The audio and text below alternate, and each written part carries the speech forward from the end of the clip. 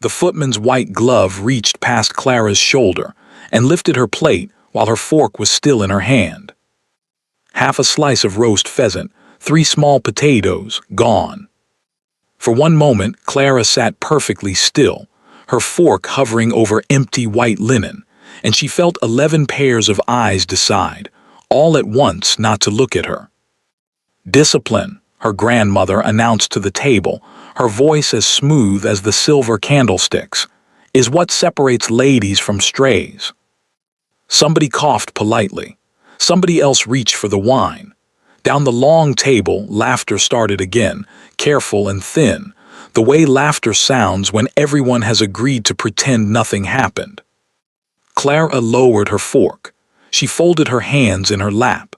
She had learned in 7 years at Harrington Hall that hunger was quieter when you sat very still. And then she heard it. The soft scrape of china sliding across linen. A plate, a full plate, untouched, still warm, the smell of roasted pheasant rising from it like a small miracle, came to a stop directly in front of her. Clara looked up. The Duke of Ashworth was not looking at her. He was looking down the table at her grandmother, and though his voice was calm, it carried to every corner of the dining room. "Then I must be a stray as well, Lady Harrington," he said, "because I find I have no appetite for discipline tonight." The silence that followed was not polite. It was the silence of a room where something had cracked. Clara had not even wanted to come down to dinner. That morning, her grandmother had made the rules very clear. You will wear the gray dress. You will speak only when spoken to. You will remember that this dinner is for Diana. Everything at Harrington Hall was for Diana. Diana, with her golden curls and her new gowns from London. Diana, who was 19 and beautiful, and as their grandmother liked to say, the future of this family. Tonight the Duke of Ashworth himself had come to dine, young, unmarried, and richer than anyone in 3 counties, and the whole house had spent a week polishing itself for him. Clara was 22, and she was not the future of anything. She was the orphan, the charity case, the granddaughter who was fed and housed out of Christian kindness, as Lady Harrington reminded every guest who asked, and she made sure they asked. So Clara had worn the gray dress.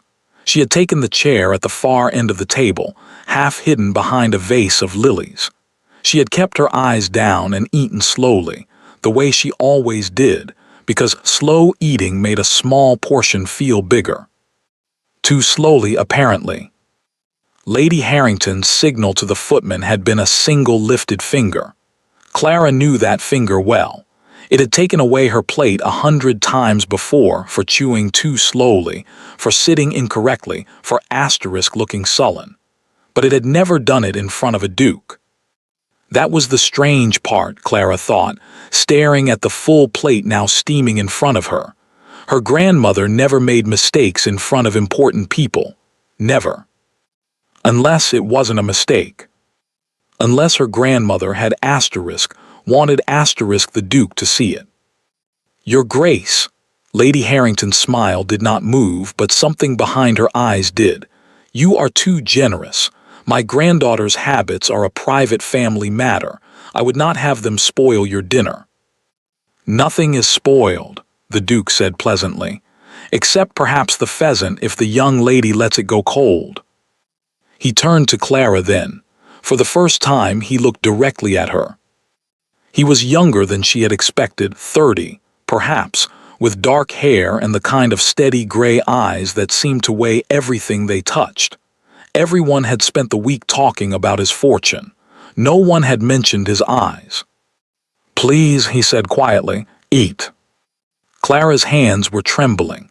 She was aware of Diana, 3 seats away, staring at her with an expression that was no longer sisterly. She was aware of her grandmother, at the head of the table, holding her smile the way a soldier holds a sword. She picked up her fork, she ate. The pheasant was the best thing she had tasted in 7 years, and she hated that her eyes burned while she ate it. Conversation limped back to life around the table. The vicar's wife praised the lilies. Diana, recovering quickly, leaned toward the Duke with her prettiest laugh and asked whether it was true that Ashworth Park had 200 rooms. 206, the Duke said, most of them empty. How sad, Diana breathed, for a house to be so empty.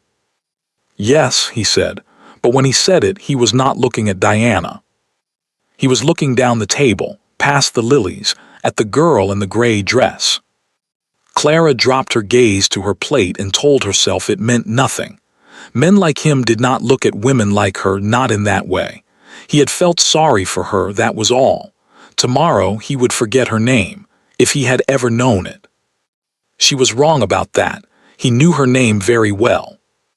Dinner ended. The ladies withdrew. Clara was sent upstairs before the tea was poured. You have had a long day, her grandmother said, which meant you have been seen enough. But Clara did not go straight to her small room at the end of the corridor. She stopped on the landing in the dark, because the front doors were open below and the Duke's carriage had come around, and she wanted, foolishly, childishly, to see him one more time. He stood in the lamplight, pulling on his gloves. His footman held the carriage door. And then the Duke said something that Clara would turn over in her mind all night, something quiet, meant for the footman alone. But the entrance hall was made of stone, and stone carries voices upward. Send word to London tonight, the Duke said. Tell them I have found her. The footman glanced up at the great house. And your grace, is it as they said? The Duke was silent for a moment. When he answered, his voice had gone hard. No, he said, it is worse. That girl is in far more danger than we were told. He climbed into the carriage. The door closed. The horses pulled away into the dark.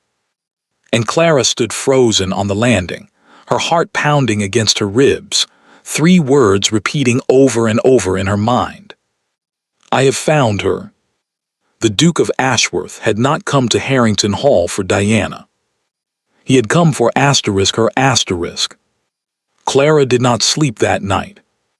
She lay in her narrow bed at the end of the corridor, the room that had once belonged to a lady's maid, and stared at the ceiling while the Duke's words circled in her head like birds that would not land.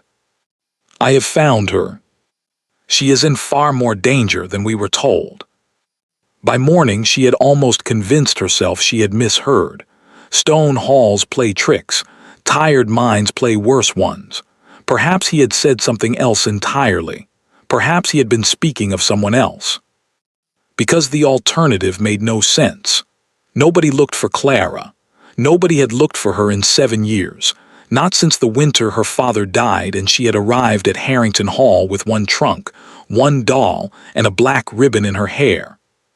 She had been 15 then, old enough to remember a different life, old enough to remember a father who had laughed loudly and let her read at the breakfast table, and a house by the sea where nobody measured her portions.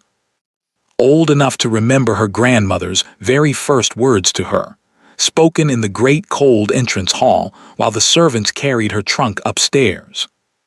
In this house, child, we have rules. You will find that everything goes gently for those who follow them. Clara had followed them, all of them, and nothing had ever gone gently.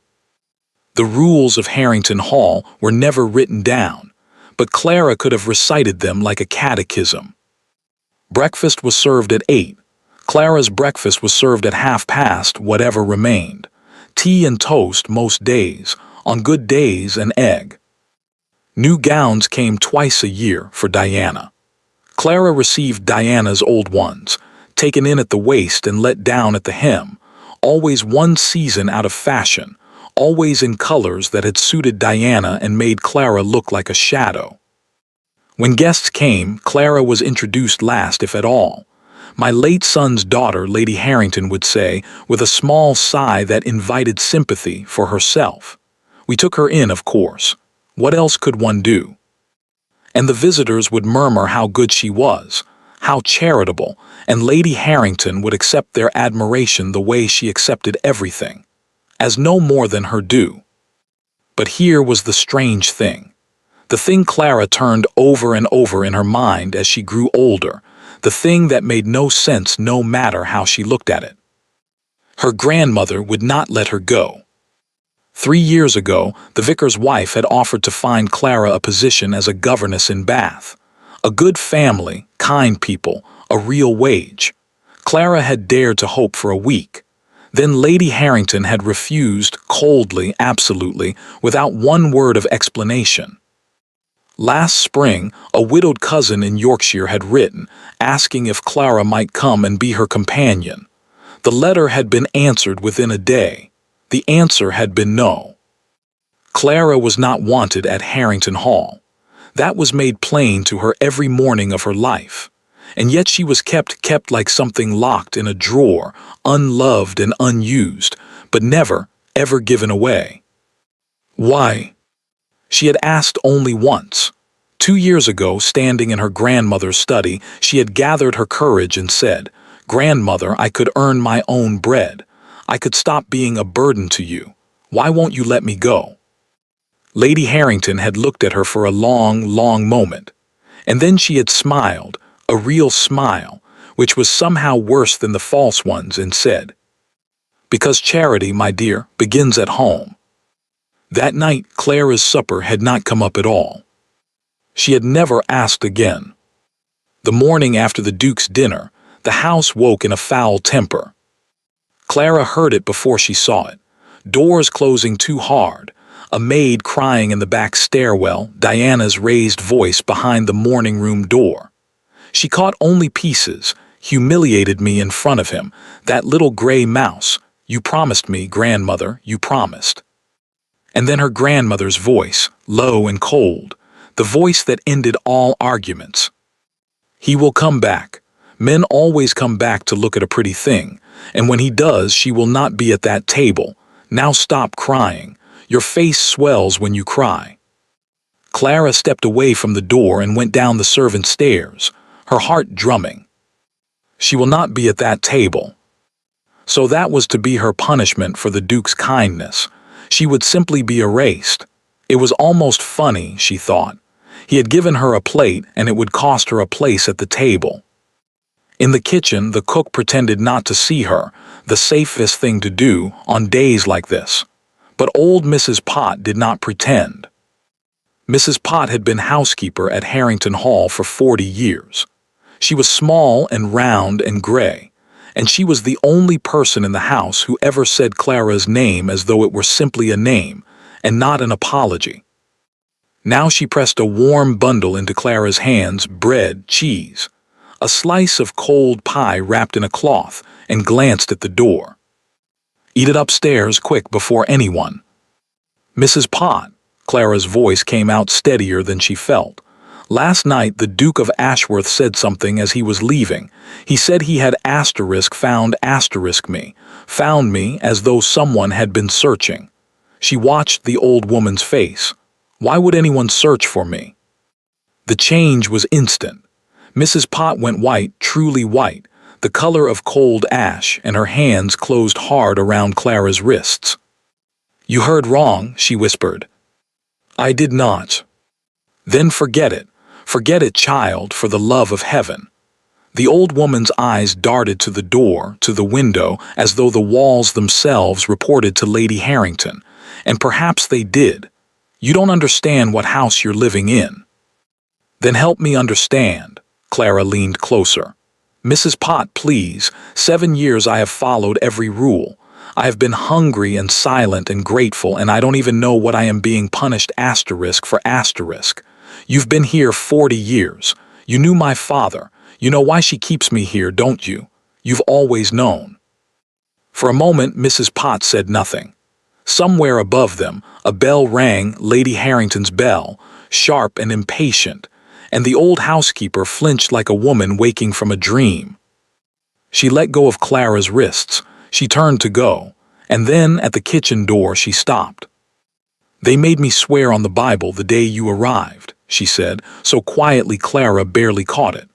"So I'll say only this, and I'll deny I ever said it."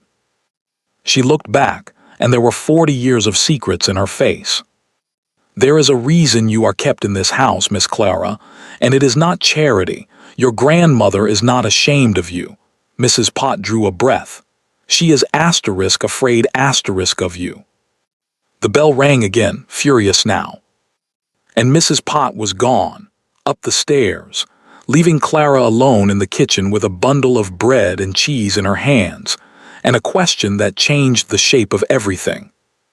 What could a starving girl in a gray dress possibly have that frightened the most powerful woman in the county? The Duke of Ashworth came back 4 days later. He came, as Lady Harrington had predicted, and the house rose to meet him like a tide. Fresh flowers in every room, Diana in a new blue gown that had cost more than a servant's yearly wage, the good silver, the good china, the good smiles. And Clara, as promised, was nowhere to be seen.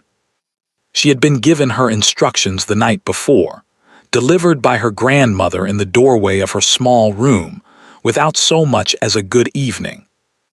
"His Grace dines here tomorrow. You will keep to the east wing. You will not come down.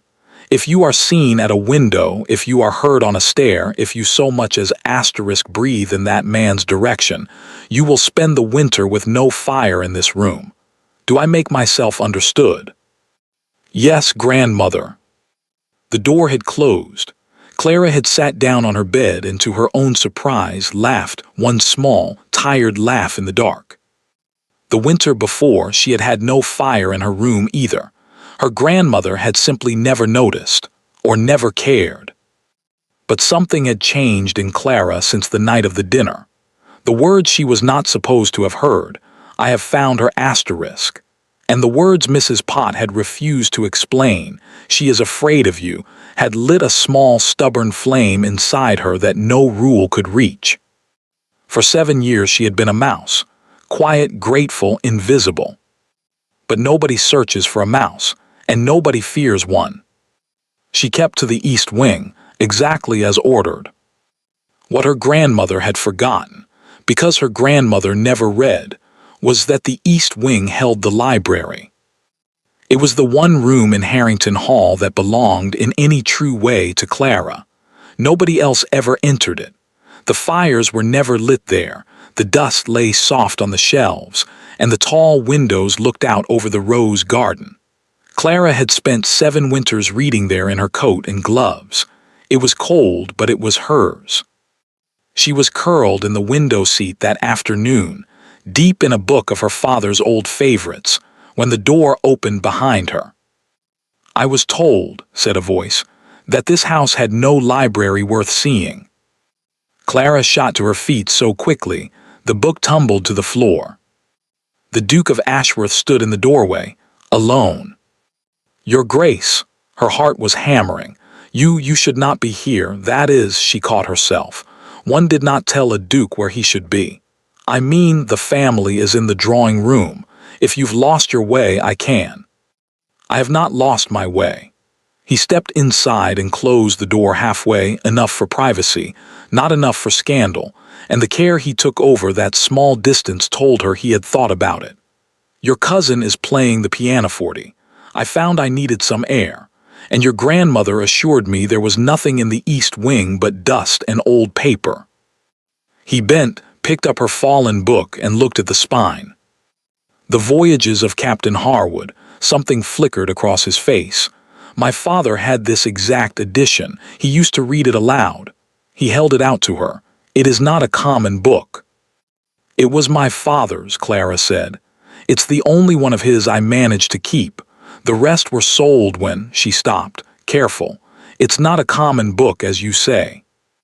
The Duke was watching her with those steady gray eyes, and Clara had the strangest feeling, the same feeling she'd had at dinner, that he was not discovering her but confirming her. The way a man checks a map against a coastline he has already studied. "You are not at the drawing room today, Miss Clara," he said. "I am unwell." She said it flatly, so he would hear the lie and know it was not hers. "Of course. And at dinner last week, you were seated behind the lilies at the end of the table because—" "I like lilies, Your Grace." A short silence. Then, unexpectedly, he laughed. It changed his whole face. That laugh made him younger, and Clara found herself smiling before she could stop it. It felt strange on her face, muscles out of practice. "May I ask you something impertinent, Miss Clara?" "Everyone else does, Your Grace, but they don't usually ask permission first." "How much do you remember of your father?" The smile faded from her lips. Of all the questions in the world, she had not expected that one, and yet hadn't she? "I have found her." "Why do you ask?" "Humor me." "I remember everything," Clara said quietly. "I remember our house by the sea. I remember that he laughed at his own jokes before he finished telling them. I remember he was gone for months at a time on business, and when he came home he always said the same thing, 'Well, Clara Bird, the world is still round.'" Her throat tightened. "I was 15 when his heart failed. I remember that too." The Duke had gone very still. "And did he leave you nothing? No papers, no keepsakes, nothing of his own?" "You ask strange questions for a man who came to hear the pianoforte." "Yes," he agreed, "I do." And because he did not lie to her, because he was the first person in 7 years who had not bothered to lie to her, Clara answered. "There was no money, if that's what you mean. Grandmother has told me so 1,000 times. Everything was debts. All I have of him is that book." She hesitated. Her hand rose without her quite deciding it to the thin chain at her neck. "And this." She drew it out from under her collar, a small, worn oval locket, old gold gone soft with age. "It was my mother's. Father gave it to me the last time he left. He made me promise to keep it on. He was odd about it, almost stern, and he was never stern. It doesn't even open. The hinge is sealed or broken. It's worth nothing. Grandmother calls it my asterisk beggar's brass." She looked up, and the words died in her mouth. The Duke of Ashworth was staring at the locket the way other men stare at a ghost. The color had gone from his face. His hand moved half an inch, as though to reach for it, then stopped, closed into a fist, and returned to his side. When he spoke, his voice was carefully, perfectly level, and that was how she knew. "Miss Clara, listen to me." He glanced at the half-open door, then back to her, and dropped his voice low. "Wear that locket always, under your dress, out of sight. Do not show it to anyone in this house. Do not speak of it. And if anyone should ask you for it, anyone at all." Footsteps in the corridor. A woman's voice, bright and sharp as broken glass. Your Grace, have you lost your way?" "Diana." The Duke stepped back from Clara in one smooth motion, picked a book from the shelf at random, and was 3 feet away examining it by the time the door swung open. He did it so quickly, so cleanly, that Clara understood one more thing about him. He had done this sort of thing before. "Here you are." Diana's smile swept the room and hardened when it found Clara. "And here is my little cousin, feeling asterisk better, dearest. How wonderful. Grandmother will be so pleased to hear you're up and about." The threat wore a ribbon, but it was a threat. "His Grace was looking for a book," Clara said. "His Grace," Diana said sweetly, taking his arm, "is missed in the drawing room." The Duke allowed himself to be led away. At the door he paused and turned, and for 2 seconds his eyes met Clara's over Diana's golden head, and he finished his sentence from before as though they had never been interrupted. Silently. A small shake of the head. A glance at her collar, where the locket had already disappeared. "If anyone asks you for it, refuse." Then he was gone, and Diana's laughter tinkled away down the corridor, and Clara stood alone in the cold library with her hand pressed flat against her chest. Beneath her palm, beneath the gray wool, the little locket lay against her heart. "It's worth nothing," she had said. So why, thought Clara, did the richest man in 3 counties look at it as though it were the most valuable thing in England? Diana said nothing to their grandmother about the library. That was the first sign that something had shifted, because Diana told their grandmother everything. Tale-bearing was how she had been raised. It was rewarded in that house the way kindness is rewarded in better ones. But this she kept for herself, and Clara soon learned why. Diana did not want Clara punished. Punished girls disappear quietly, and Diana did not want Clara to disappear quietly. She wanted Clara to disappear in front of him. It began with the dress. There was to be another dinner, the third in as many weeks, because the Duke kept accepting invitations, and Lady Harrington had begun to speak of Diana's future with a certainty that made the whole house nervous. This time, several important families were invited to witness what the county was already calling asterisk and understanding. And this time, strangely, Clara was ordered to attend. "The Framptons asked after you," her grandmother said coldly, as though the words tasted spoiled. "It seems His Grace mentioned you to Lady Frampton. Charming, quiet girl," he said. "So you will come down, you will be charming, you will be quiet, and you will prove to the county that this family has nothing to hide. You will wear the green silk. It's being pressed." The green silk. Diana's cast-off, but the finest thing Clara owned, the only dress in which she did not look like a shadow. Mrs. Pott had taken it in herself and put fresh ribbon at the sleeves, and when Clara had tried it on, the old housekeeper had gone quiet and said, "There you are, Miss Clara. There's your mother's face." On the evening of the dinner, 1 hour before the guests arrived, Clara went up to dress. The green silk lay on her bed, pressed and ready. Across the front of it, from shoulder to hem, ran a river of black ink. The bottle itself had been placed neatly, deliberately, without one drop spilled anywhere else in the middle of the skirt, like a signature. No accident in the world is that tidy. It was not meant to look like an accident. It was meant to look like exactly what it was. Clara stood over the ruined dress and waited for the tears to come, and found, to her own quiet astonishment, that none did. A year ago she would have wept. A month ago, even. But the girl who had eaten the Duke's dinner from the Duke's own plate, the girl carrying a secret against her heart on a chain, that girl looked down at the ink and understood something with sudden, cold clarity. You don't destroy a shadow's dress. Nobody fears a shadow. Mrs. Pott was right. She had power in this house. She didn't know what it was yet, but Diana's ink had just confirmed it existed. So Clara did the one thing nobody in Harrington Hall would expect. She went downstairs anyway. She put on the gray wool dress, the plain one, the everyday one, the one that said "This is what they give me." And she walked into that glittering drawing room at 5 minutes past the hour, head high, and she watched her grandmother's face freeze and Diana's mouth fall open. Because a girl in gray wool among silks tells a story, and every guest in that room could read it. "Clara, dearest," her grandmother's voice could have frozen the fire in the grate, "you were to wear the green." The green met with an accident, grandmother, Clara smiled pleasantly. "Ink, a whole bottle. You may see it yourself after dinner. It's really quite remarkable how it happened. But I knew you would rather I came down poorly dressed than insult your guests by hiding upstairs. This family has nothing to hide."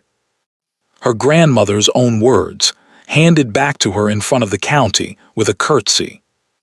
Somewhere near the fireplace, someone made a small sound, a laugh, quickly strangled by a cough. Clara did not need to look to know it was the Duke. Diana's face had gone from white to scarlet, and when the party moved in to dinner, the Duke offered his arm, as rank demanded, to Lady Harrington. But at the table in front of Lady Frampton and the vicar and all the silk in the county, he turned to Clara in the gray wool dress and spoke to her as though she were the guest of honor. Her father's books, the sea, Captain Harwood's voyages. He asked her opinions, and then, this was the thing no one in that house had ever done, he listened to them. Diana played the pianoforte after dinner, brilliantly, desperately. The Duke applauded politely, and asked Clara whether she played. "No, Your Grace. My education ended at 15. "Odd," said the Duke, to no one in particular, cracking a walnut. "I understood there was money set aside for it." He said it lightly, idly, the way a man drops a coin down a well just to hear how deep it goes. Clara saw it strike bottom. She saw her grandmother's fan stop moving, saw the old woman's ringed fingers go rigid against the black lace of her skirt, saw, for one unguarded instant, something in Lady Harrington's eyes that Clara had never seen there in 7 years. Fear. Then the fan resumed and the moment closed over like water. "Your Grace has been misinformed," Lady Harrington said smoothly. "My son died in debt. It is a family sorrow. We do not speak of it." "Forgive me," said the Duke and smiled and cracked another walnut. But he had not been misinformed, and now everyone at that table knew it, most of all Clara. Retribution came the next morning, and it came wearing Diana's sweetest smile. "Grandmother says you're to make yourself useful since you're so fond of being seen asterisk," Diana announced at the door of Clara's room. "The study is to be turned out and cleaned before Michaelmas, every shelf, every cupboard. Grandmother has gone to Lady Frampton's for the day, and I am not to touch dust in my condition. She was not in any condition unless spite counts. So it falls to you. Meg will help you with the heavy things." Punishment dressed as housekeeping, a day on her knees in her grandmother's study. Diana delivered it with relish and flounced away, satisfied. It was, though neither of them knew it yet, the worst mistake Diana would ever make. Lady Harrington's study was the one room in the house that was always locked. The maids cleaned it once a season, under supervision. Clara had been inside it perhaps 5 times in 7 years, always to stand on the carpet and receive judgment. Now she knelt in it alone, sleeves rolled, washing the shelves, while Meg the housemaid hauled the curtains down to beat them outside. It happened because of a mouse. The mouse shot out from behind the great oak writing desk. Meg shrieked and dropped her end of the curtain rod. The rod struck the desk, and the bottom drawer of the desk, the deep one, the one with the brass lock, slid open 1/2 inch. Not because the rod had broken it, because it had been unlocked all along and merely stuck, perhaps for years, the one drawer in the one locked room, and the key had not been needed after all. "Oh, miss, I never," Meg was babbling, terrified. "I'll fetch the—" "Take the curtains down to the yard," Clara heard herself say, in a voice that was calm and did not seem to be entirely her own. "I'll see to the desk. Go on. You've done nothing wrong." Meg fled gratefully. And Clara, who had followed every rule for 7 years, knelt in front of her grandmother's desk, took hold of the brass handle, and pulled the drawer open. It was full of letters, dozens of them. Neat bundles tied with black ribbon stacked with an old woman's terrible tidiness. Years and years of them, the paper at the bottom gone yellow, the paper at the top still white.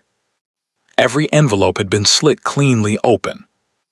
And every envelope, Clara's hands began to shake as she lifted bundle after bundle, as the dates ran backward through the years, 7 years, all 7 years. Letter after letter after letter, every single envelope bore, in a strong slanting hand she did not recognize, the same 2 words. Miss Clara. They were hers. They had always been hers. Somewhere out in the world, for 7 years, someone had been writing to a girl who never once wrote back because she never knew. Clara sat back on her heels in the silent study, a bundle of stolen years in her hands, and asked the empty room the only question left. Who? Clara knew she had minutes, not hours. Meg was in the yard beating curtains. Her grandmother was at Lady Frampton's, but Lady Frampton bored her, and she never stayed past 4. Diana was somewhere in the house, and Diana had a hunting dog's instinct for other people's secrets. Every rule Clara had ever obeyed said, "Close the drawer." She untied the first bundle. The letters at the top were the newest, so she began at the bottom instead, with the oldest, the yellowed ones, the ones written the very year she came to Harrington Hall. The paper was heavy and expensive. The hand was strong and slanted, an old man's hand trying not to look like one. My dear Miss Clara, asterisk. You will not remember me, though I held you at your christening and dropped the prayer book, which your father never once let me forget. I was his oldest friend. I am also, by the promise I made him and by the paper he signed, your godfather. I learned only last month of his death, being abroad when it happened, too late for the funeral, too late, it seems, for much else. I have written to your grandmother 3 times regarding your welfare and have received no reply. I write now to you directly. Whatever you may have been told, child, you are not alone in the world, and you are not a beggar in it. Your father was my friend for 40 years. He was also, whatever his family believed, a very careful man. Before his last voyage he left certain matters in my keeping, matters that concern you, and you alone, and which I am bound to place in your hands when you are of age, or sooner if I judge your situation requires it. Write to me, Clara Bird. Your father called you that.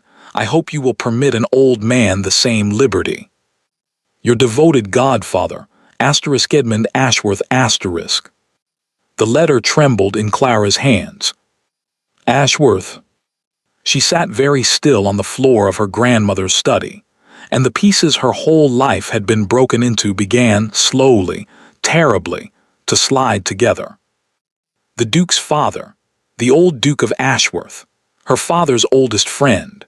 Her godfather, she had a godfather, she'd had one all along, a man who dropped prayer books and called her Clara Bird, and for 7 years he had been on the other end of a one-way corridor of stolen letters, writing into silence. My father had this exact edition, the young Duke had said, holding Captain Harwood in the cold library. He used to read it aloud.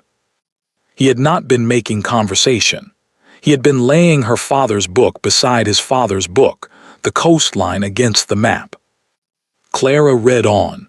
She could not have stopped if the house had been burning.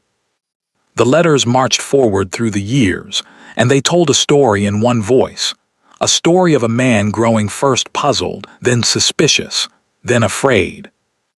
The 2nd year, I have had a reply at last, not from you but from Lady Harrington, informing me that you want no contact with your father's associates and that further letters will be burned. I do not believe the first claim. I note that the letters are evidently not being burned. Your grandmother is too careful a woman to destroy anything that might one day be useful, so I will keep writing. If even one reaches you, it will have been worth the ink. The 4th year, I made inquiries through my solicitor who was refused at the door. I am told you are sickly, that you see no one, that you are, this word was used, simple. Clara, I knew your father. I sat him out through storms at sea and worse storms in banks.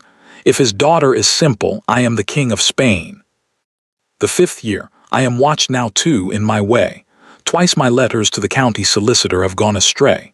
Your grandmother has a long arm and longer credit, and she has spent a great deal of the latter lately, on what no one can say, since the estate she claims to hold produces nothing like what she spends. I begin to understand, Clara Bird, and what I understand frightens me. It is not that she has forgotten to answer for you. It is that she cannot afford to. Clara's hands were ice. Down in the yard, faintly, she could hear Meg still beating the curtains. Keep beating them, Meg, please. The 6th year, and here the strong, slanted hand had begun to waver, the letters shorter, the ink pressed harder. My health is failing. My doctors are dull men who tell me dull things, and for once I believe them. So I must set down plainly what I have hinted at for 6 years, and pray this letter is opened by no one but you, though I know by now they all are. Let her read it then. Let her know that I know. Your father did not die in debt. Your father died rich, Clara. Rich from 20 years of ventures your grandmother's family called vulgar right up until they needed the money. Before his last voyage, he settled everything on you, everything, in a trust, with conditions I helped him write and a copy I hold still. And he left you one thing more. He left you the proof of it and the means to claim it in the last place anyone would think to look, because your father knew his mother, God rest him, far better than she ever knew him. The locket is the key, Clara Bird. Your mother's locket. Do not let them take it from you. Never, never let them take it from you. If I do not live to see you of age, my son will finish what I could not. He knows everything. He has promised me, and he does not break promises, being in that one respect better than his father. Look for him, Clara. He will come. He will find you. Your devoted godfather, Edmund Ashworth. There was one more letter after it. A different hand, younger, harder, blacker ink. Clara knew before she opened it what it would say, and whose hand it was, because she had watched that hand slide a dinner plate across white linen 3 weeks ago. It was dated 8 months past. It was very short. Lady Harrington. My father died on Tuesday. Among his papers, all of it is preserved. Every letter, every date, every account. I write to you once, as he would have wished, to offer you the chance to make this right quietly.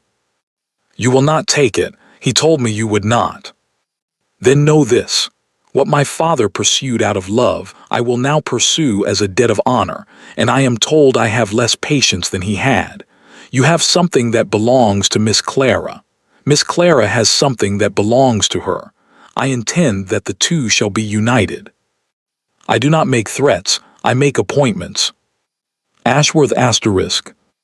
I do not make threats, I make appointments. Clara pressed the letter to her chest and laughed and wept at the same time, silently, kneeling on her grandmother's carpet because the dinner. He had not come courting Diana at all.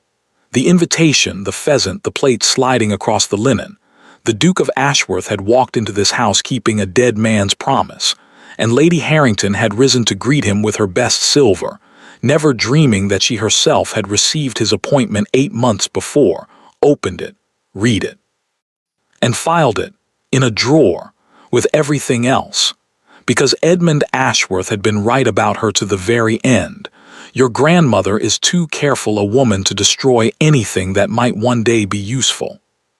Her carefulness had just become Clara's evidence.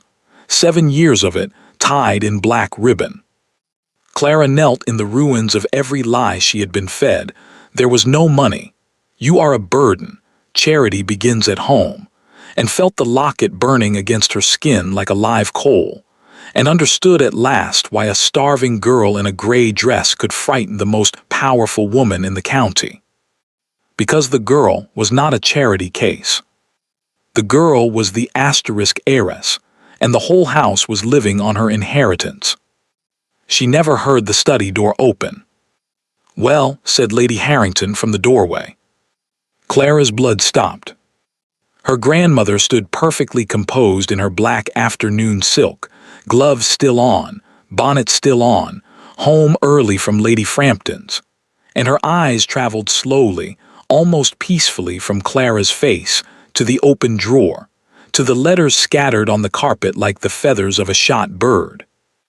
Meg let a mouse frighten her, I suppose, Lady Harrington said. I must remember to dismiss her. She stepped inside. She closed the door behind her. The key turned in the lock with a small, neat, terrible click.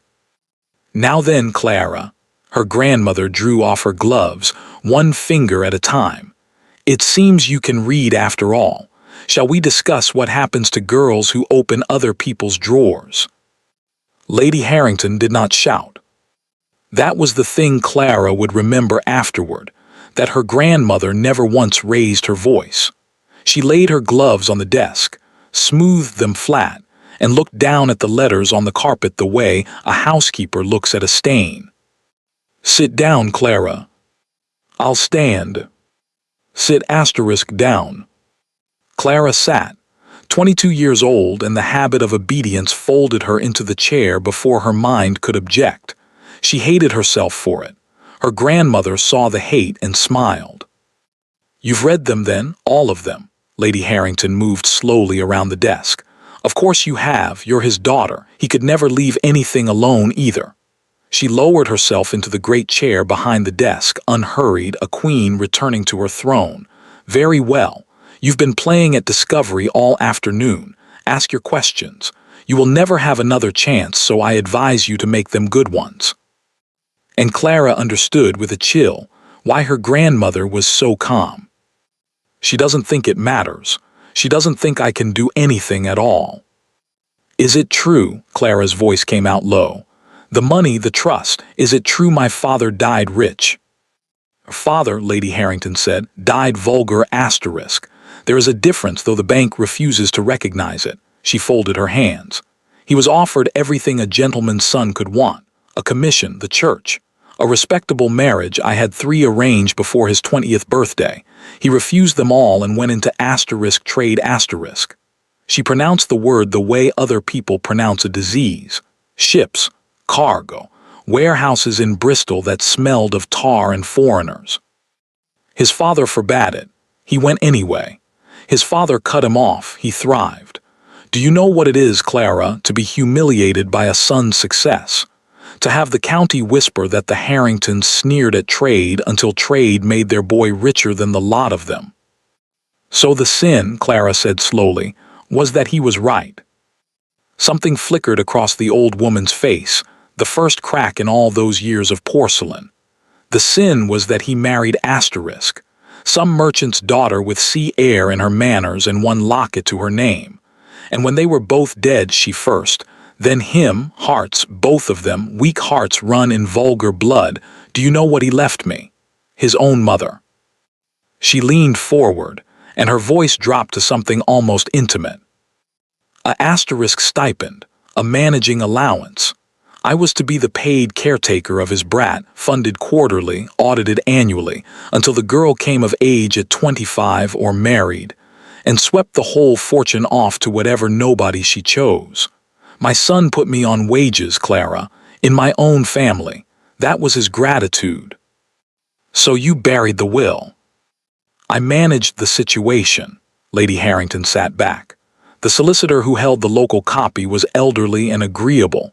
Documents are mislaid every day. The London Trust was harder. Trusts are stubborn things. They release nothing without their conditions met. But trusts also sleep, child, when no one wakes them. The trustees believe you sickly and simple and utterly indifferent to your affairs. They have believed it for 7 years because I write to them twice a year on your behalf. In a girl's hand I have had a great deal of time to perfect. The income accumulates. Loans may be raised against expectations if one knows the right dull men. And no one wakes the trust as long as you remain unmarried, unseen, and exactly what I have made you. The room was very quiet. Down in the yard, Meg had stopped beating the curtains. Diana's gowns, Clara said. The dinners, the new carriage, all of it is mine. All of it is managed asterisk, her grandmother corrected pleasantly. You've been fed, haven't you? Housed, clothed. You starved me. I asterisk disciplined asterisk you. For the first time, real feeling entered the old woman's voice, and the horror of it was that the feeling was pride. Do you imagine it was easy? 7 years of keeping you small. A girl left alone grows hopes, and hopeful girls are noticed, and noticed girls are courted, and courted girls asterisk marry, and the day you marry, Clara, the trust wakes, the accounts open, and everything I have built collapses into scandal. So no. No music masters. No seasons. No vicar's wife carrying you off to Bath. Half portions and grey wool and a shadow's manners, not cruelty, child. Precision. I kept you alive and I kept you invisible, and it worked for 7 years, and it would have worked forever. She stopped. If that man's son had not started sliding his dinner across my table. And there it was. Clara heard the one thing hiding under all that porcelain calm, the thing Mrs. Pott had named in the kitchen, fear. Old Edmund Ashworth, writing patiently into the dark for 6 years, had been an annoyance. His son, young, rich, unblinking, sitting at her own table saying I understood there was money set aside while cracking walnuts, was a catastrophe on horseback. He knows, Clara said. He has his father's copies, dates, accounts. You read his letter, he told you what he intends, and you filed it in a drawer. Why are you telling me all this? Why confess it to my face? Confess? Lady Harrington looked genuinely amused. Child, one confesses to those who can bear witness. You will bear none. As of this evening you are ill. Gravely, sadly ill. The whole county saw you at dinner in that grey rag, behaving so strangely poor creature. Lady Frampton remarked on it herself, or will, once I have described it to her properly. Dr. Kell will attend you. Dr. Kell has attended this family for 30 years and owes it more than he can repay. You will be confined for your own protection, and if His Grace of Ashworth comes calling with his father's old papers, he will find a sadly familiar story. A weak-blooded girl, gone at last the way her mother's people go. Delicate, confused, simple. Who is the county to believe, Clara? A duke with a dead man's grievance and no original documents, or the devoted grandmother who nursed a failing girl for 7 long years and 2 physicians' signatures? She rose from the desk. She crossed the carpet, silk whispering, and stood over Clara, and for a moment, one strange, awful moment, she reached out and touched Clara's cheek, almost gently, the way she must once, long ago, have touched her son's. "You were never anything but a ledger to me," she said softly. "But I will say this for you, you balanced beautifully." Then she straightened, and the gentleness was gone as though it had never existed, and she held out one ringed hand, palm open. "Now, there remains a single loose thread. The trustees require, for the release of the estate, proof of identity and the settlor's token, your father's little riddle, his last piece of Bristol cleverness. He thought hiding it in plain sight was witty. He thought I would never stoop to notice a beggar's trinket." The open palm did not waver. "I have let you wear it for 7 years, Clara, because a locked box is safest on a fool's neck, but the Duke has seen it now. I watched his face at dinner when you touched your collar, so." The rings caught the late light. The voice was almost kind. "Give me the locket. Give me the locket." Clara looked at the open palm, at the rings, at the 7 years standing over her in black silk, and somewhere inside her, very quietly, a door that had always been open swung shut. "No." The word came out small. It came out steady. It was, Clara realized, the first time in her life she had ever said it to her grandmother's face. Lady Harrington's palm did not move. "I beg your pardon." "You heard me perfectly well, grandmother. You hear everything in this house." Clara rose from the chair slowly, her knees water, her voice somehow not. "It was my mother's. It is mine. My father put it around my neck himself, and you will take it off my body or not at all." For a long moment the 2 women looked at each other, and Clara saw her grandmother do something she had never seen before. "Recalculate." "Very well," Lady Harrington said at last pleasantly. "Off your body then, but not today. I am not a violent woman and there is no need. You are about to be very ill, child. Ill girls are undressed by others, bathed by others, tended entirely by others. Everything they wear passes through other hands." She drew on her gloves, one finger at a time. "You will be relieved of it within the week, along with your good sense, your reputation, and your visitors. There is no drama required, only patience." "I have a great deal of patience." She rang the bell. 2 footmen came, Thomas and John, men Clara had known for 7 years, men whose names she knew, whose Sunday coats she had mended, and neither would look at her. "Miss Clara is unwell," Lady Harrington told them. "Take her to the blue room in the attic. She is to rest undisturbed until Dr. Kell arrives. Remove anything she might harm herself with. She has been saying such wild things, poor child." And that was all. No shouting, no struggle. Just 2 embarrassed men and a staircase that went up and up, past the floor where the family slept, past the floor where the servants slept, to a low white door under the roof beams. A narrow bed, a washstand, a single round window too small for anything but light. The key turned behind her. Clara stood in the middle of the little room, and her legs finally gave, and she sat down hard on the narrow bed and pressed both hands over her mouth so that no one would have the satisfaction of hearing her. Ill girls are undressed by others. She had perhaps a day, maybe 2 if Dr. Kell was slow on the roads. Clara raised her head and looked around the attic room, bare walls, bare boards, one window, and then down at her own chest, where the locket lay burning against her skin. Think, Clara Bird, you are your father's daughter, think. The round window did not open far, but it opened. Below it, one story down, ran the flat lead roof of the kitchen wing, and along the edge of that roof, Clara had seen them from the garden 1,000 times, stood Mrs. Potts' geraniums. A row of clay pots, old and heavy, tended by the housekeeper on Sunday afternoons for 40 years. Nobody else touched them. Nobody else was permitted to. Diana called them the old woman's graveyard. Clara took the chain from her neck. She kissed the little gold oval once, "Forgive me, Mama. It's only for a while," wrapped it in her handkerchief, and bound the bundle tight with the ribbon from her hair. Then she reached her arm out into the cold evening air, took aim at the third pot from the left, the biggest, the one with the split rim, and let it fall.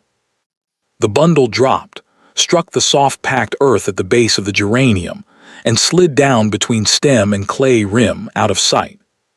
From above, nothing. From the garden, nothing. Just an old flower pot on a kitchen roof.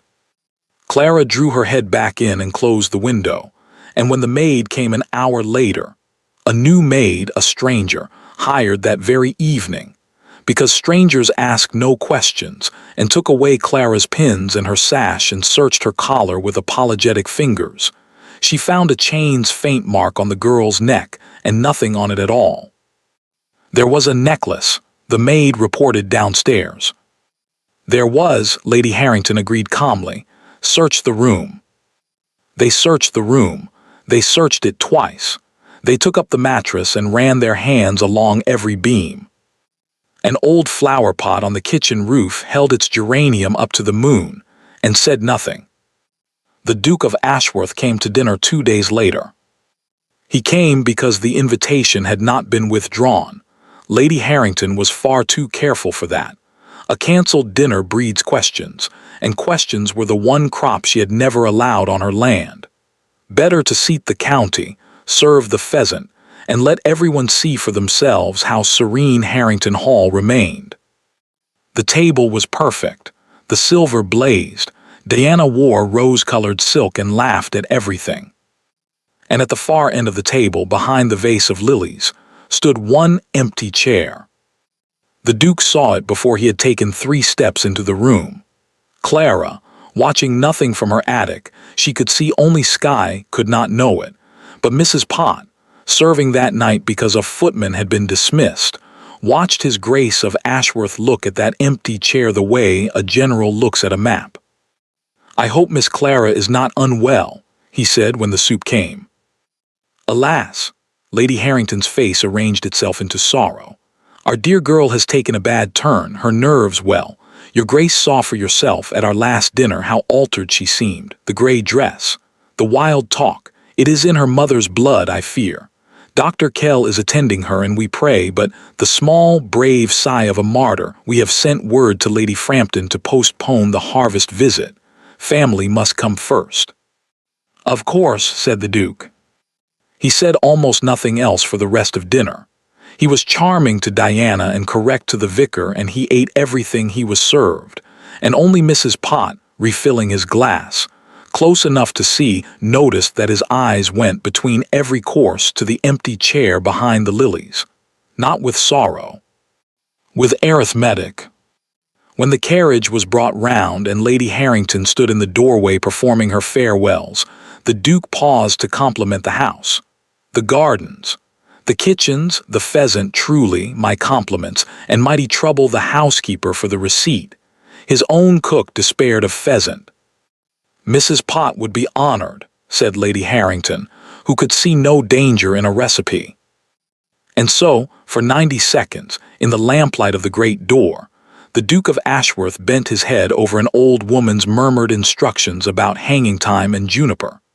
And no one standing 6 feet away could possibly have seen the small, folded square of paper that passed from his glove into her apron pocket, because no one ever watches the hands of servants. "Thank you, Mrs. Pott," said the Duke, climbing into his carriage. "I shall follow it exactly." "Do, your grace," said Mrs. Pott. "Exactly." The house went dark by 11. At midnight, Clara woke to a sound at the attic door, the smallest sound in the world, metal learning a lock. Then the door breathed open, and a candle came through it, and above the candle was the round, terrified, resolute face of a woman who had sworn on a Bible 7 years ago and had spent every day since regretting it. 40 years in this house," Mrs. Pott whispered, "and it took me until tonight to steal the right key. Get up, Miss Clara, dress warm, quiet as mice, now quieter." "Mrs. Pott," Clara was already up, already reaching for her shoes, her heart slamming. "They'll know it was you. She'll destroy you. She'll have to stand in line." The old woman pressed a folded square of paper into Clara's hands and held the candle close so she could read it. 6 words, in a strong black hand Clara had last seen at the bottom of a letter that made appointments instead of threats. "North fence, the elm, I'm waiting." "He's been there since 11, Mrs. Pott whispered. "Now down the back stair, through the still room, out by the kitchen yard." And Miss Clara, her old hand caught Clara's sleeve and her whisper dropped even lower. "The kitchen yard. You'll pass under the flat roof. 3rd pot from the left is missing its geranium. I dug it up myself this evening and replanted it, and what I found among the roots is wrapped in oilcloth under the rim, waiting for you. Next time, child, choose the *4th* pot. The 3rd has the split rim. It drains onto the yard and I check it after every rain." Clara, halfway to the door, stopped and stared at her. "You knew all this time since when?" "Since Tuesday, when my geranium was sitting crooked." Mrs. Pott's face in the candlelight achieved something between a smile and tears. 40 years, Miss Clara, I have kept that woman's house. Did you think I wouldn't notice a change in soil? Now G.O. Clara went down the servant's stair in her stocking feet, shoes in hand, past the sleeping floors of the house that had starved her, through the still room that smelled of apples, out into the cold, wide shock of the night air. The kitchen yard, the flat roof, the 3rd pot, rim split, earth fresh turned. Her fingers found the oilcloth packet and the small, hard oval inside it, and she pressed it to her lips and slung the chain over her neck where it belonged. The moon was up. The north fence lay 400 yards off across the silvered grass, and against the black shape of the great elm, blacker still, stood a carriage with its lamps shrouded, waiting, exactly as promised, because some men make appointments. Clara gathered her skirts and ran. She had crossed half the lawn, the house behind her, the elm ahead, her whole life balanced on the length of a garden, when a shape stepped out of the shadow of the yew hedge directly into her path, and the moonlight fell full on rose-colored silk. Diana. Diana. Rose-colored silk, silver in the moonlight. She stood square in Clara's path, 10 feet away, and behind her the great dark bulk of Harrington Hall waited with all its windows like closed eyes, one scream from opening. Clara stopped dead on the wet grass. Her heart hammered so hard she could feel it in her teeth. The elm was 200 yards away. It might as well have been in France. For a moment neither of them moved. The wind stirred the yew hedge. Somewhere far off, the Duke's horses shifted in their harness. "Diana!" Clara's voice came out low and even, though nothing inside her was either. "Please." "Please," Diana repeated softly. "There's a word I've never heard you say to me. 7 years in the same house, and we've never once begged each other for anything. Isn't that strange, Clara? Sisters do. Friends do. We never did." "Diana, listen to me. You don't know what she is. You don't know what she's done." "I know exactly what she's done." The words fell into the dark garden like stones into a well. Clara stared at her. "I've known since I was 17, Diana said. Her voice was strange, flat, quiet, stripped of the tinkling music it wore in drawing rooms, and without the music it sounded years older. "I wasn't supposed to. I was fetching her shawl and the study door was open and she was talking to Dr. Kell about the trustee's letter. about how to phrase asterisk your asterisk letter, the one she writes twice a year in your hand. I stood in that corridor for 4 minutes. Then I brought her the shawl and smiled and said nothing. A pause. I've been smiling and saying nothing for 5 years. You knew asterisk. Something hot rose in Clara's chest. 5 years of half portions of gray wool, of ink poured on green silk. You knew it was my money, my father's money. You knew, and you wore the gowns it bought, and you poured ink on the one decent dress I. Yes, Diana said. Just that, no excuse behind it. And the plainness of it took the fire out of Clara faster than any excuse could have. Do you want to know why? Diana wrapped her arms around herself. In the moonlight in her rose silk on the lawn of the great house, she suddenly looked cold, a cold that had nothing to do with the night air. Because you were the lucky one. Clara almost laughed. Lucky asterisk. You got the hunger, I got the hope. Diana's voice didn't rise, and somehow that was worse. Do you know what my earliest memory is, Clara? Posture boards. Backboards they strapped to your shoulders. I wore them 4 hours a day from the age of 6 because a Harrington girl does not slouch. I was weighed every Sunday. If the number displeased her, I didn't dine that week either. Oh, you didn't know that, did you? Yours was done at the table in front of everyone. Mine was done upstairs, politely. You're not hungry, are you, Diana dearest? Good girl. She recited it lightly in their grandmother's exact cadence, and hearing that voice come out of Diana's mouth in the dark made the hairs stand up on Clara's arms. I learned pianoforte until my fingers bled. She checked them for calluses. Calluses are vulgar. I learned French, dancing, drawing, archery, everything a duchess needs. Because that's what I was, Clara, from the day my parents died and I came here 3 years before you. I was the investment. You were the vault and I was the investment, and neither of us was ever, for one single day, a asterisk child. Somewhere in the house behind them, a clock struck the half hour, thin and silvery through the walls. She built me to catch a duke, Diana said, and the duke came, and he sat at our table and I played the piece I have practiced for 11 years without one wrong note, and he asked whether asterisk you played. A small, terrible smile. You, in your gray dress with your ruined hem. That was the moment I understood I had spent my whole life training for a race that was never going to be run. He didn't come for a duchess, did he? He came for the vault. Diana. Don't, Diana held up one hand.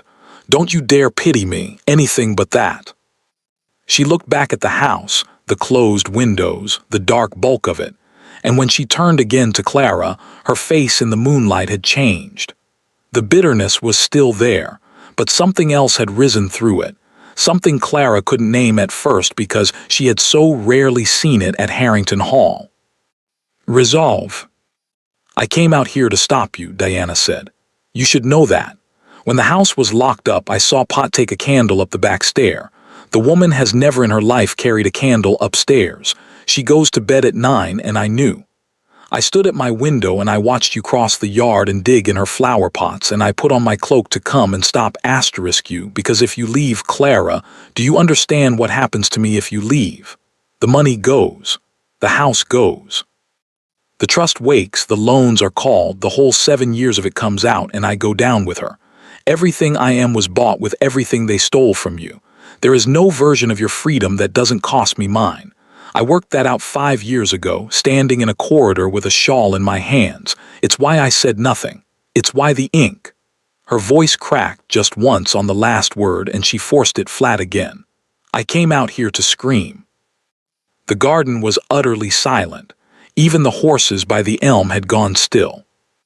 So scream, Clara said quietly. Diana looked at her. Scream, Diana. The windows will light up and the footmen will come, and I'll be back in the attic in 10 minutes, and Dr. Kell will sign whatever she puts in front of him, and you'll keep your gowns a little longer. Clara took one step closer toward her, not the elm. But you'll spend the rest of your life the way you've spent it so far. Weighed on Sundays, smiling and saying nothing, being an investment. And someday she'll be gone, and there will be nothing left of either of us but what she made, a vault and an investment, in a house built on a dead man's stolen money. Or, Diana's whisper was barely breath. Or you let me pass, and I swear to you on my father's grave, on my mother's locket, on the only two things I own, that whatever is mine at the end of this, you will not be left to drown with her.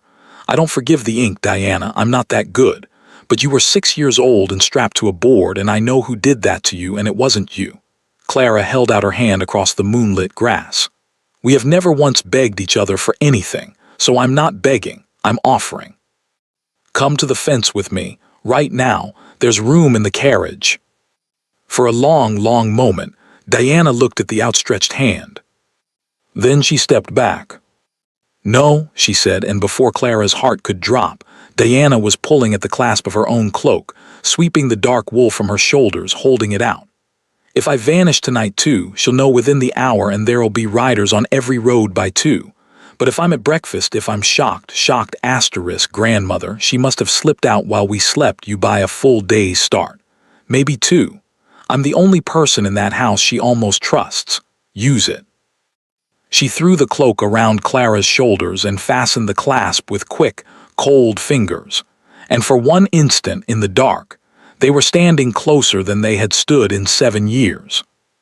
The hood up, Diana said briskly. Rose silk shows at 100 yards, gray wool doesn't, she's right about that much. And then softer, so soft Clara nearly missed it. Third pot from the left. I watched you dig it up. I could have told her that any time these past 2 days, she'd have given me anything for it. Why didn't you? Diana was quiet for a moment. When she answered, she was looking not at Clara but at the great dark house, at one particular window on the second floor, behind which an old woman lay sleeping in the certainty that everything in her world was locked, filed, and balanced. Because when he slid his plate across that table, Diana said, 11 people watched and 10 of us did nothing. I've had 3 weeks to think about which of the 10 I want to be. She stepped back off the path, into the shadow of the yew, making room. Go, now. And Clara, the old sharpness flashed up one last time, armor going back on. When this is over, when it's yours again, I want it in writing. I don't trust promises made on lawns. You'll have it in writing, Clara said, sister. She saw Diana flinch at the word flinch, and then, in the moon shadow of the yew hedge, very slowly smile, as though trying out an expression she had never once been trained in. Gio, said Diana. Clara ran, cloaked in borrowed black, across the last 200 yards of silver grass, past the north fence, into the shadow of the great elm, where a carriage door swung open before she reached it, and a gloved hand caught hers and swung her up and in, and a voice said drive before the door had even closed. The horses sprang. Harrington Hall slid away into the dark behind her, 7 years of it, shrinking to the size of a window, a candle, nothing. Clara sat back against the cushions, shaking, laughing, weeping all at once. Across from her, the Duke of Ashworth reached up and unshuttered the carriage lamp, and in the small gold light his gray eyes found the chain at her neck, and the question in them needed no words. Clara drew out the locket and laid it in his open palm. You'd best tell me everything, Your Grace, she said, beginning with what's inside it. The Duke turned the little gold oval over once, and pressed his thumb flat against the worn back plate, not the hinge, the asterisk back, and slid it a quarter turn. Somewhere inside the locket that had never opened, something clicked. Not what, Miss Clara, he said. Where? The back plate of the locket slid a quarter turn and came away in the Duke's hand. There was no portrait inside, no lock of hair, no painted miniature, none of the small soft things lockets are made to hold. Inside, fitted into a bed of wax so that it would never rattle and never shift, lay a key. A tiny key, no longer than a thumbnail, cut with strange fine teeth. And beneath it, engraved into the gold of the inner plate in letters Clara had to tilt toward the lamp to read. Harwood and Sons, Bristol, Box 41. Harwood, Clara whispered. Captain Harwood, the book. Was never only a book. The Duke's voice was low. Harwood and Sons is a private bank in Bristol, old, discreet, the kind sea merchants trusted because it never asked where the money had been. Your father banked there for 20 years. My father knew that. What he never knew, what your father told no one, not even him, was the box number or where the key was hidden. He looked up from the little gold oval, and in the lamplight something moved behind his eyes that was half admiration and half grief. He put it around his daughter's neck and made her promise never to take it off. The one place his mother would never think to look, because she had spent her whole life refusing to look at you at all. Beggar's brass. Miss Clara, your father hid the key to a fortune in plain sight for 7 years, guarded by nothing but his mother's contempt. Clara looked down at the locket and her eyes burned. He was odd about it, almost stern, and he was never stern. Box 41 will hold the original trust deed, the Duke went on, fitting the plate back and returning the locket to her hands, to her, not his pocket, and she noticed that.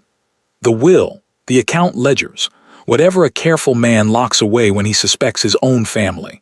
My father's copies establish the pattern, but copies can be argued with.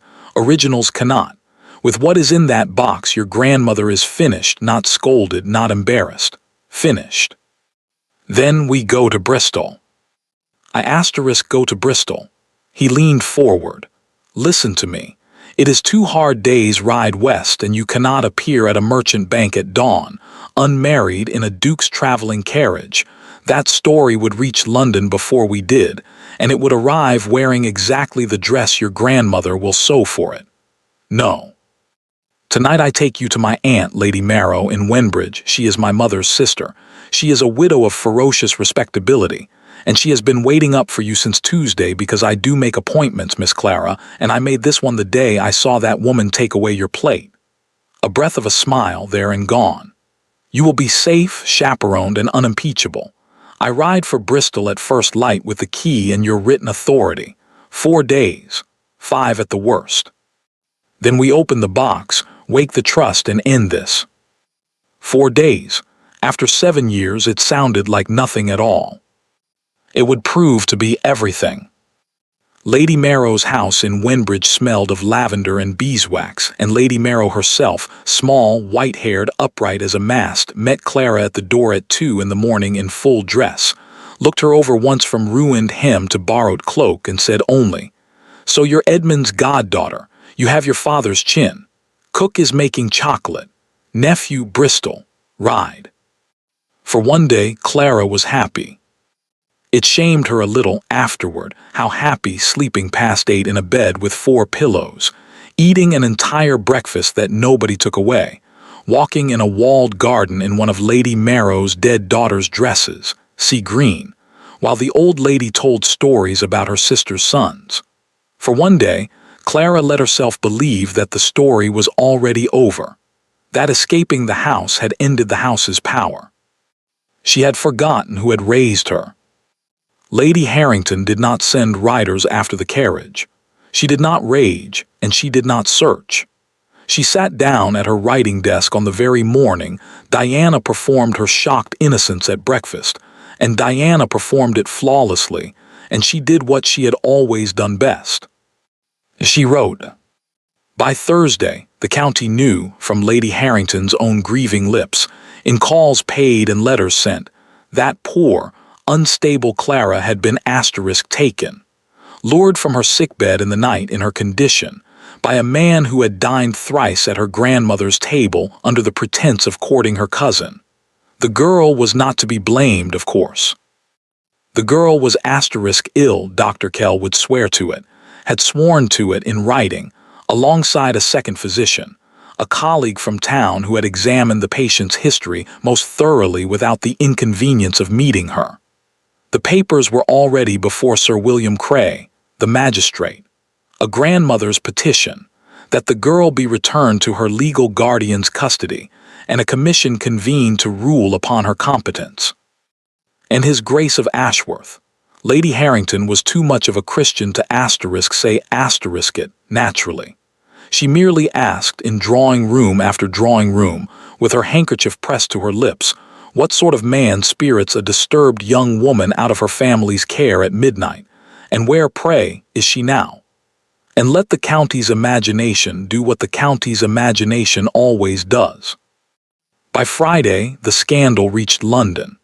By Saturday, it reached the Duke's family, and his uncle's letter reached Wenbridge by express, addressed to Lady Marrow, and Clara, who was not meant to see it, saw her hostess read it at breakfast and go very still. The Ashworth name has survived war, debt, and your late brother-in-law's eccentricities. It will not survive a lunacy hearing. If the boy stands up in a county courtroom beside that girl, every door in London closes to him and to us. You know what must be done. Send her back and let the lawyers manage the rest quietly.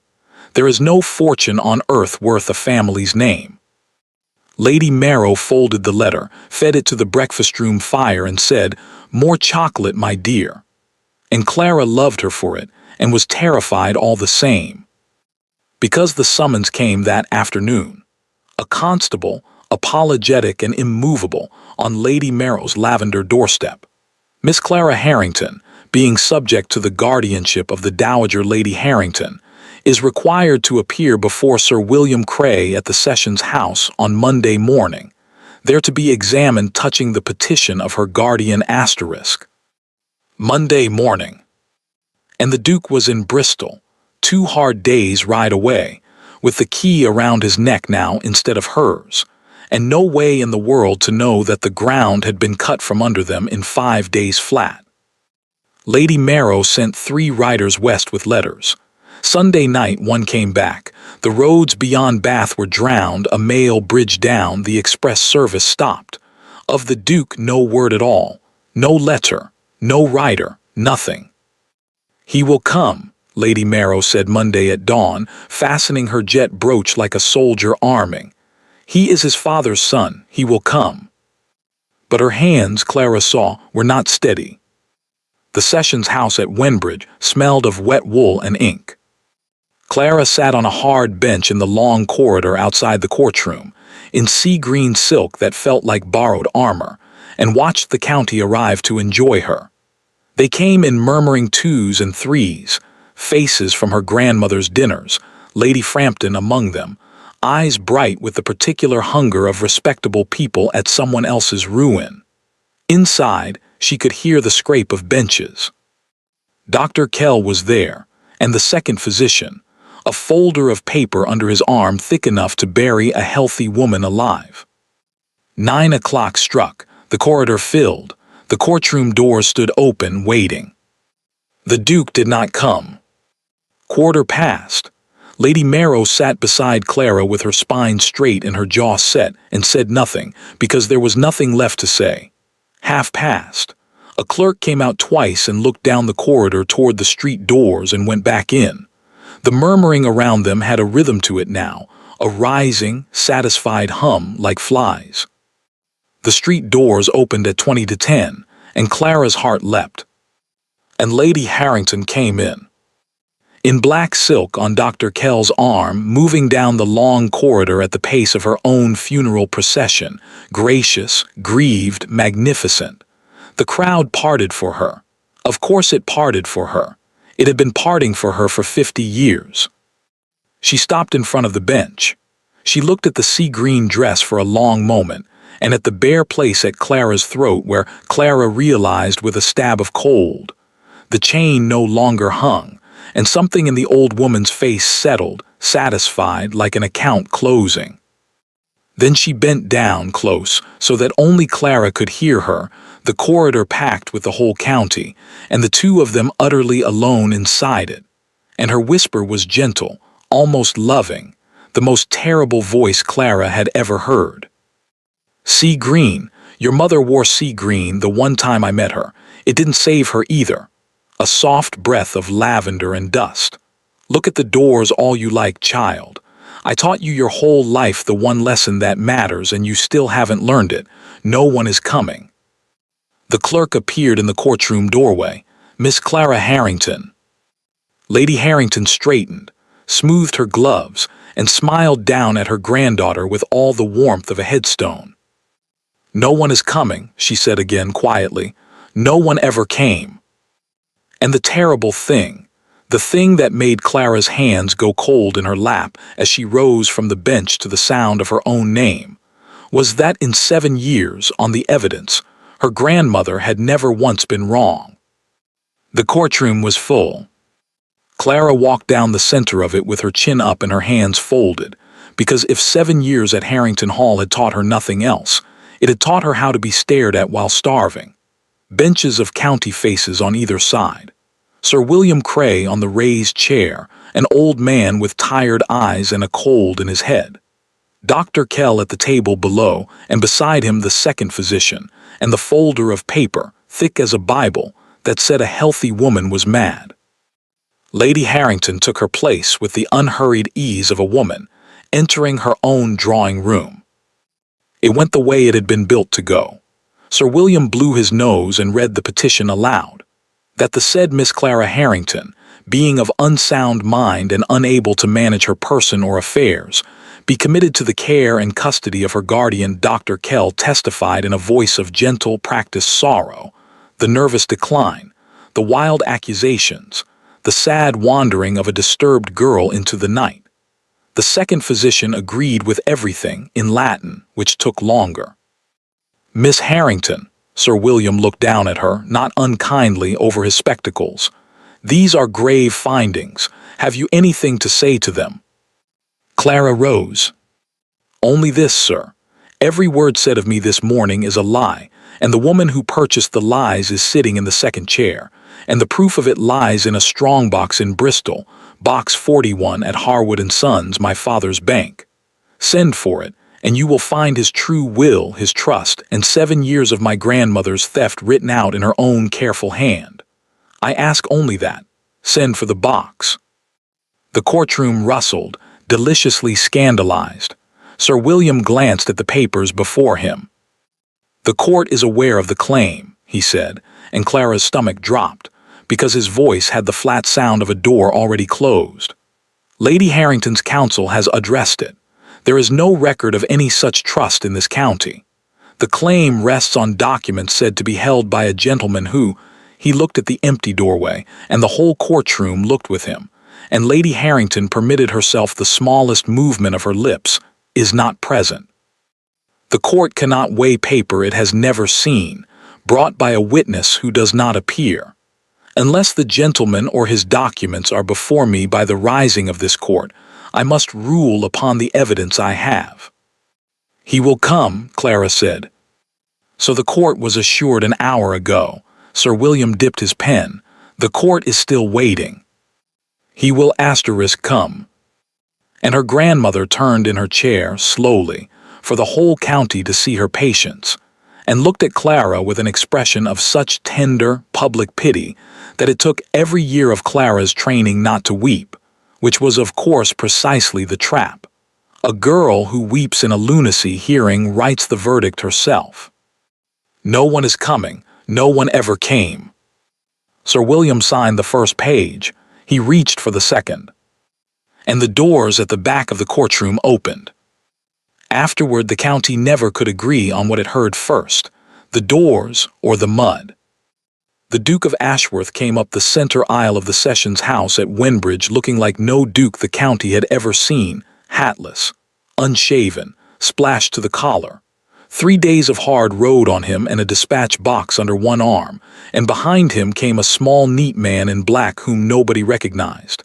And behind him, in traveling clothes, pale as paper but with her head high, came Diana. The courtroom did not murmur, it roared. Your worship, the Duke's voice cut through it, hoarse with weather but perfectly level. I must beg the court's pardon for my appearance. The bridge at Bath is down. We rode around it. He set the dispatch box on the clerk's table with a thump that silenced the room and unlocked it with a small key that hung on a chain around his neck. Ashworth, I believe the court has been discussing the state of my honor in my absence. I've brought the answer. Your Grace, Sir William had gone very still. The court recognizes you. What is that box? The contents of box 41, Harwood & Sons of Bristol, opened Saturday morning in the presence of the bank's senior partner, Mr. Price, who stands behind me and will swear to every seal. the small man in black bowed, removed into his custody and mine, and carried here by the fastest road left in England.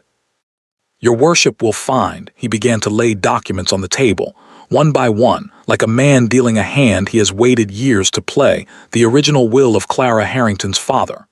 The original deed of trust, naming his daughter sole beneficiary at 25 or upon her marriage. The trustee's true schedule of the estate, which I will summarize for the county's convenience as, not debts, ledgers in the late gentleman's hand of every account, and correspondence between Lady Harrington and the deceased solicitor Mr. Grimwade, arranging, I quote the lady's own letter of March, 7 years past, that the local copies be mislaid in such a way as cannot be mended. He looked up. My father spent 6 years asking this woman politely. I've found I haven't his patience. Forgeries, Lady Harrington said. She said it beautifully, sorrowful, unsurprised, a grandmother watching a plot against her family unfold exactly as feared. And such was the weight of 50 years of her that the courtroom actually paused. Clara felt it sway. Your worship, this man has compromised my granddaughter and now produces a box full of paper to purchase his respectability. Who opened this box? His banker. Who carried it? His servant. Who benefits? Himself, a fortune hunter in a duke's coat, and my poor ill girl his instrument. I will not dignify. Grandmother. The voice came from the aisle. Diana had stepped forward. She was gripping her own hands to keep them from shaking, and she did not look at the benches, at the county she had been built her whole life to dazzle. She looked only at the old woman in black silk, and when she spoke, it was in the flat, quiet, music-stripped voice that Clara had first heard on a moonlit lawn. You wrote the trustees twice a year in Clara's hand. You practiced it on the backs of old invitations. I watched you burn them in the study grate, February before last, and I fished one half burned from the ashes, because I was raised in your house, grandmother, and in your house one keeps what might one day be useful. She drew a folded, scorched scrap of paper from her glove and held it out to the clerk without her eyes ever leaving the old woman's face.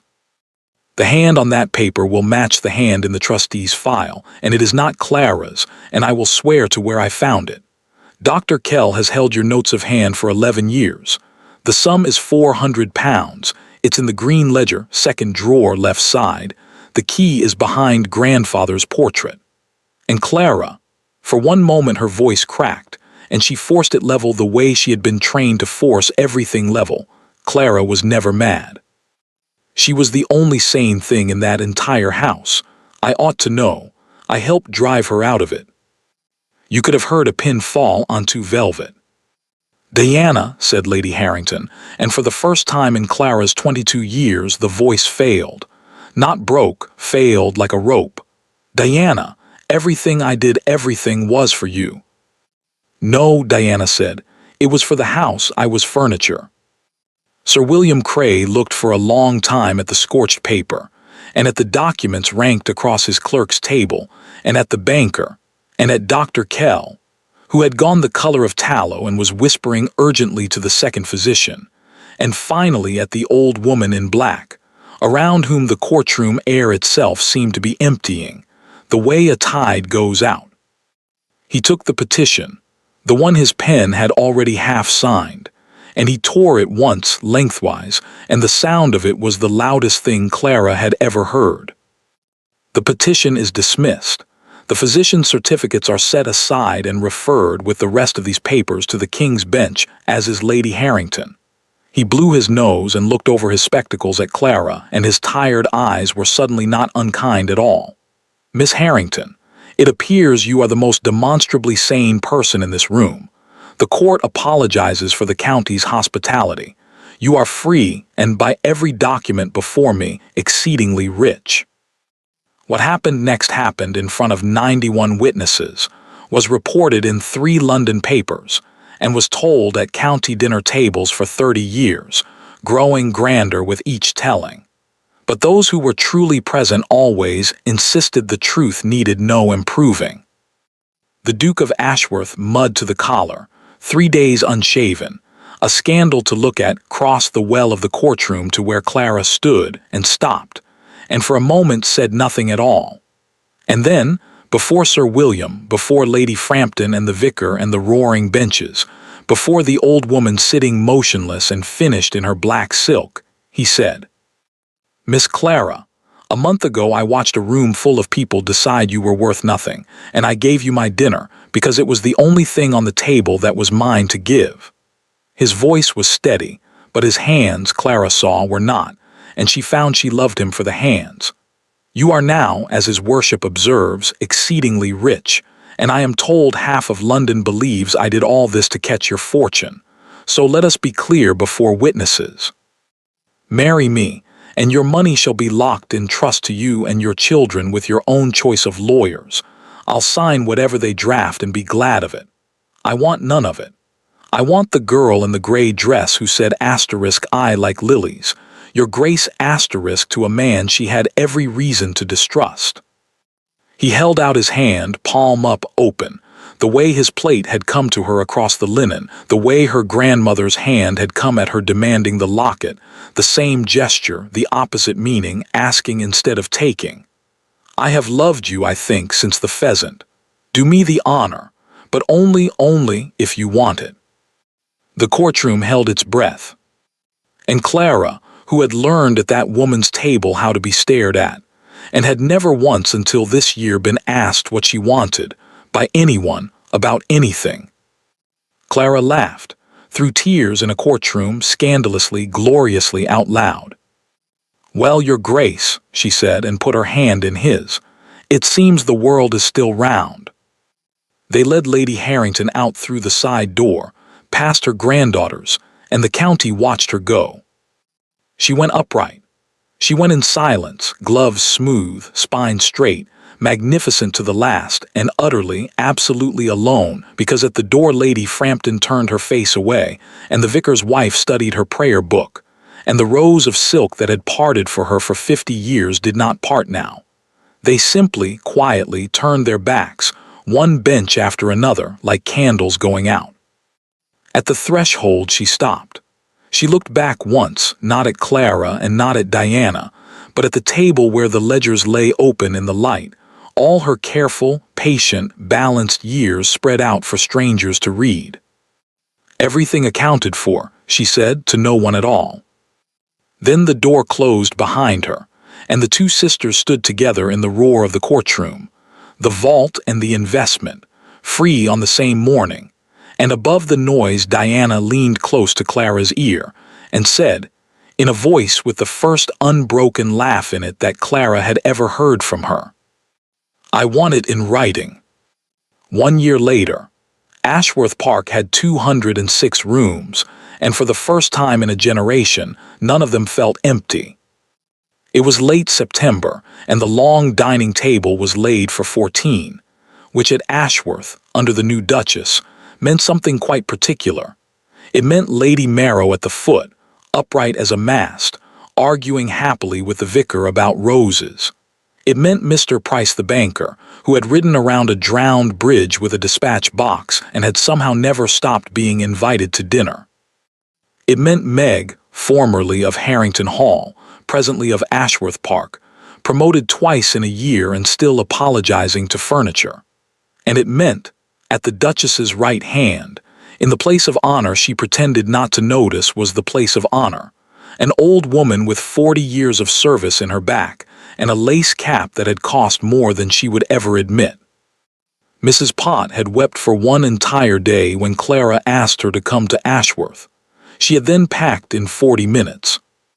Her geraniums had made the journey in a cart of their own, all of them, especially the third pot from the left, split rim and all, which now stood in pride of place on the south terrace and was pointed out to every single guest, whether they asked or not.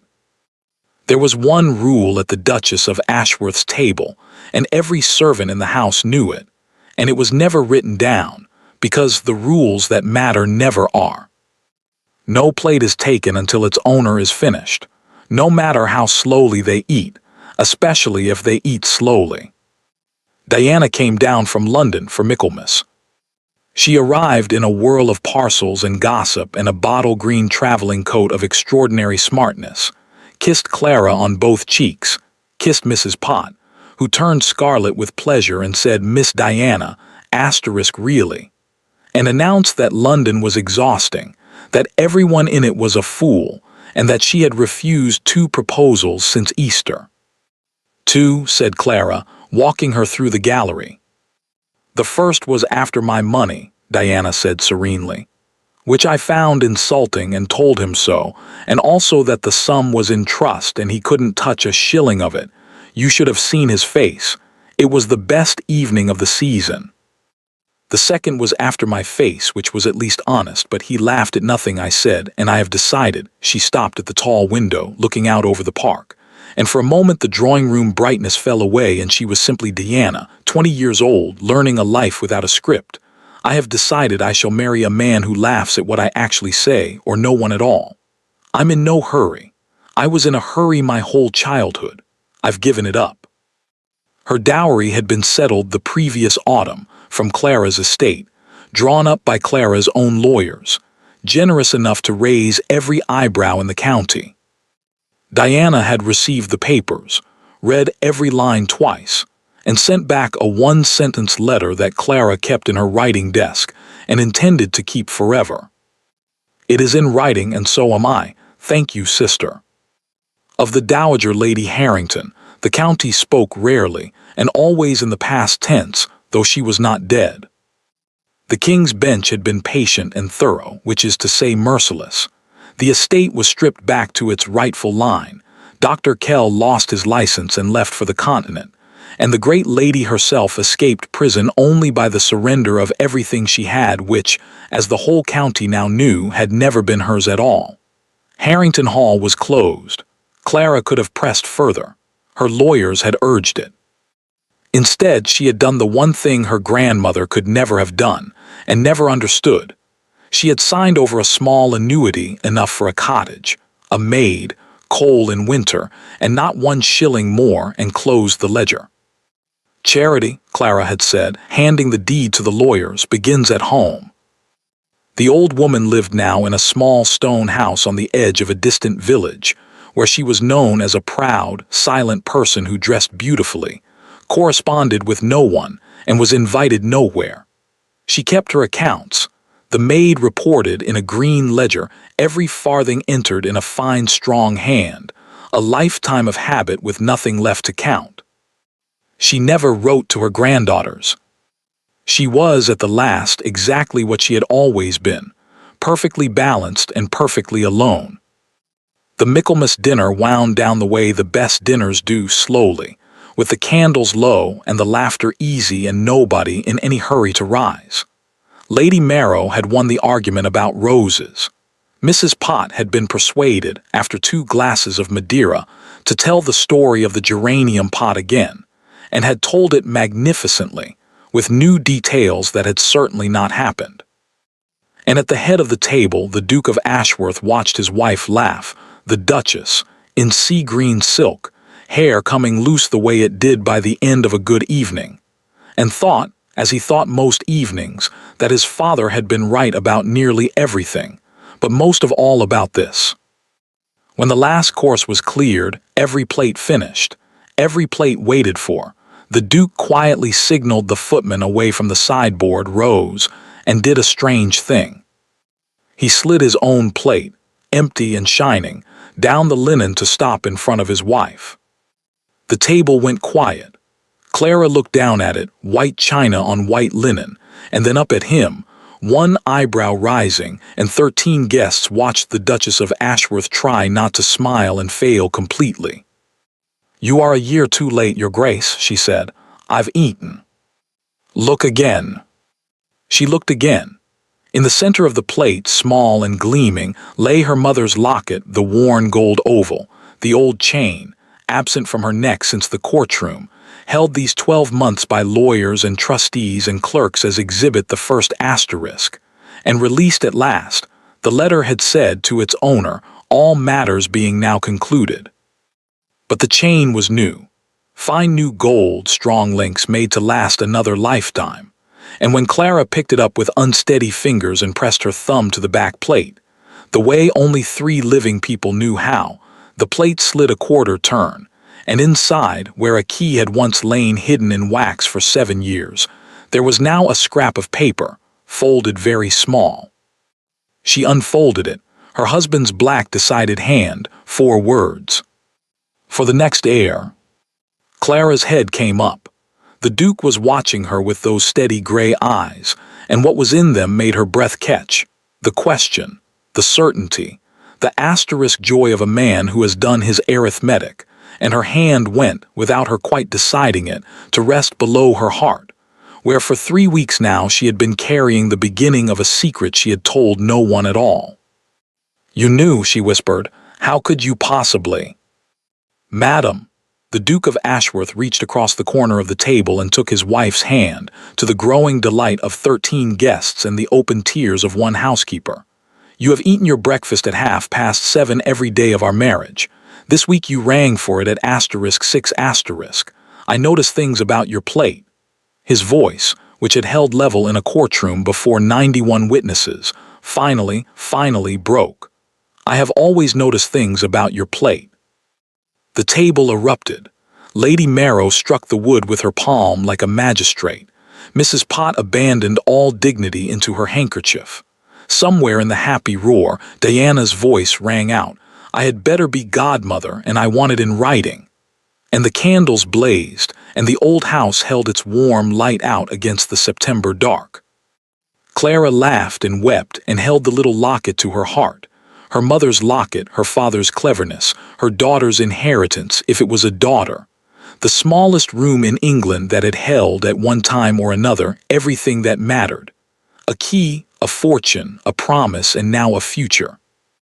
"It was always yours," said the Duke, closing her fingers around it. "Everything always was."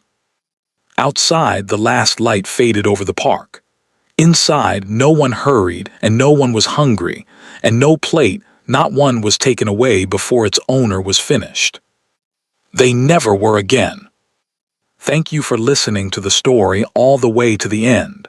Please tell us which city you're watching from and what the story made you feel. Don't forget to subscribe so you won't miss new stories.